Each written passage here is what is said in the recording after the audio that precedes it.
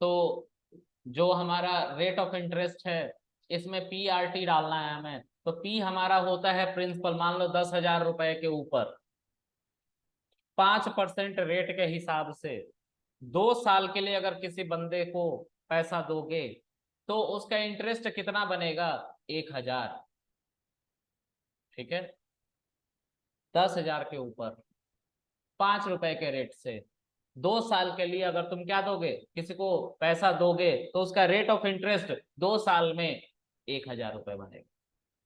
है ना? तो ये हमारा कैलकुलेटर बता पा रहा है, बता रहा है ना? हाँ, तो हम ऐसे फंक्शन की मदद से भी बना सकते हैं कैलकुलेटर।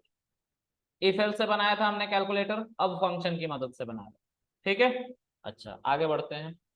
अब हम चाहते हैं, नहीं सर ऐसे नहीं, किसी बंदे ने अगर मुझसे ये कह दिया कि सर आप एक काम करो, रेट ऑफ इंटरेस्ट तो हमें चाहिए लेकिन 2 साल नहीं, 2.5 years, यानी कि 2 1/2, कितना?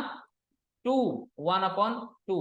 तो इस तरह के फ्रैक्शन को हम कहते हैं मिक्स्ड फ्रैक्शन। क्या कहते हैं? मैथ्स में हमने पढ़ रखा है मिक्स्ड फ्रैक्शन। ठीक है, देखो थोड़ी बहुत 10th तक की मैथ तो लगेगी ही, उसके लिए कुछ नहीं कर सकते हैं। ठीक है, इसको अब हमें फ्रैक्शन में कन्वर्ट करना। तो कैसे कन्वर्ट करोगे? तो 2 2 जा 4 +1, 5/2, ये होता है ये मिक्स्ड फ्रैक्शन। मतलब अगर हम कहें कि सर रेट ऑफ इंटरेस्ट निकालो आप 10,000 के ऊपर 5% के रेट से 5/2 ईयर के लिए। ठीक है, तो 5/2 लिखना, ये दो आर्ग्यूमेंट नहीं, एक ही आर्ग्यूमेंट है, याद रखना। 5/2 कह लो या 2.5 कह लो, फर्क नहीं पड़ता, सेम है ना? तो 5/2 इवेल्युएट हो जाएगा किसमें? 2.5 में, तो 5/2 ही लिखते हैं। शिफ्ट एंटर, 1250 रुपए से। क्लियर है? तो हमें इन बातों को समझना पड़ेगा कि भाई जब इसके अंदर 5/2 लिखे तो उसको कैलकुलेट करके क्या किया जाएगा? डिवाइड कर लिया जाएगा, 2.5 मान लिया जाएगा। आप 2.5 लिख लो सीधा, कोई दिक्कत नहीं। ठीक है, चलो, तो हम ऐसे फंक्शन की मदद से अपना काम कर पा रहे हैं। ठीक है, अच्छा, अब कोई और चीज देखते हैं इसमें। मान लो कि मैं चाहता हूं कि क्या, कुछ बताओ, कोई क्वेश्चन जो मैं सॉल्व कर सकूं फंक्शन से। कुछ आइडिया आ रहा है दिमाग में, कुछ करना चाहिए? वो तो इसी को बनाना हो गया ना, वो तो इसी को बनाना हो गया। रेट ऑफ इंटरेस्ट 20,000 के तुम लिखोगे, कितना रेट होना चाहिए? 2% का रेट, 1.5% कर सकते हो। 1.5%, 1.5% को 1.5 भी कहते हैं, और क्या कहते हैं? 1/2 भी कहते हैं। नहीं, 1/2 कहते हैं, यानी कि 3/2 कहते हैं। 3/2 कहते हैं ना डेढ़ को, क्या कहते हैं? 3/2। क्यों कह रहे हैं कि 1/2? यही तो है 1.5%। तो 2 1 जा 2, 1 3, 3/2 कितना हो जाएगा? 1.5 नहीं होगा? तो वही तो लिखा हूँ 1.5। ठीक है, कितने साल के लिए? 5 साल के लिए। तो घर का हिसाब किताब यहीं से करवा रहे हो। 1,500 रुपए लेना है तुम्हें उससे। ठीक है, हाँ, चलो अब आगे देखते हैं। तो कंपाउंड इंटरेस्ट का फॉर्मूला बताना पड़ेगा। कंपाउंड इंटरेस्ट का फॉर्मूला क्या है? शायद कंपाउंड इंटरेस्ट का फॉर्मूला है 3 × 1 + 1 +। तो गूगल पे सर्च करो, हम लोग मैथमेटिशियन नहीं है, हम लोग डेवलपर है। क्रोम, क्या लिखोगे यहाँ पे?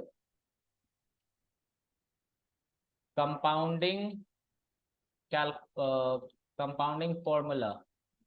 ठीक है, ये है P1 + R/N, है ना? NT, number of time interest applied पर टाइम पीरियड, और time, number of time period elapsed। चलो ठीक है, इसका फॉर्मूला ये टी जो है ना, ये तुम्हें कंफ्यूज बस कर रहा, और कुछ नहीं। ये होता है P ब्रैकेट 1 + R/N, और इसके ऊपर जो होता है ये M होता है, नंबर ऑफ ईयर्स। ठीक है, तो इतना ही होता है कंपाउंड का। चलो, तो देखो कंपाउंड इंटरेस्ट का तुम्हें फंक्शन बनाना है।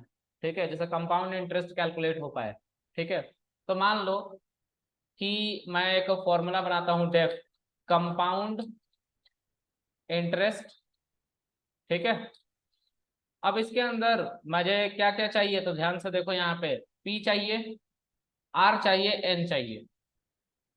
P चाहिए, R चाहिए और N चाहिए, है ना। कॉलन चाहिए क्योंकि इंडेंटेड ब्लॉक आना है। अब इसके अंदर P ब्रैकेट, तो ये मल्टीप्लाई होगा इन ब्रैकेट के अंदर जितनी भी वैल्यूज रखी रहेंगी उनसे।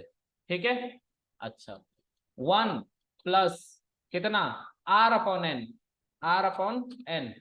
ठीक है, और इनका पावर क्या है टोटल का, इनका पावर है डबल एस्ट्रिक हमारा n।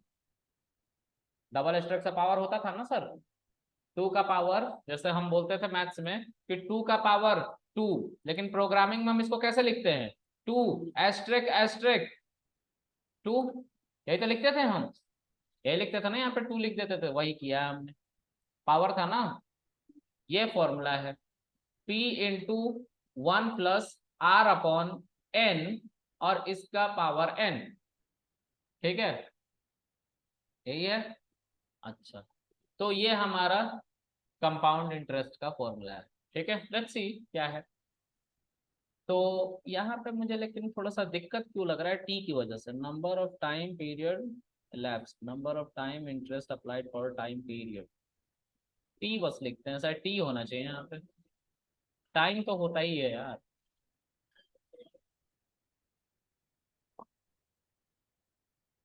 चलो टाइम देखते हैं डाल के, यहाँ पे टाइम भी होगा। ठीक है, जो लिखा हुआ है वहां पे वही लिख लेते हैं। ठीक है, तो इससे इसको भी हम टी से मल्टीप्लाई करेंगे तो ये ब्रैकेट में अब आएगा। क्यों ब्रैकेट में आएगा, क्योंकि पावर है। ठीक है, चलो इसको किस में स्टोर कर लेंगे हम, एक रिजल्ट नाम के वेरिएबल में, और हम इसको प्रिंट कर लेंगे यहाँ पे, रिजल्ट रन करेंगे, कंपाउंड को हम कॉल करेंगे, इसमें क्या क्या देंगे, P प्रिंसिपल अमाउंट कितना, 20,000, 20,000 के ऊपर रेट कितना, 5%।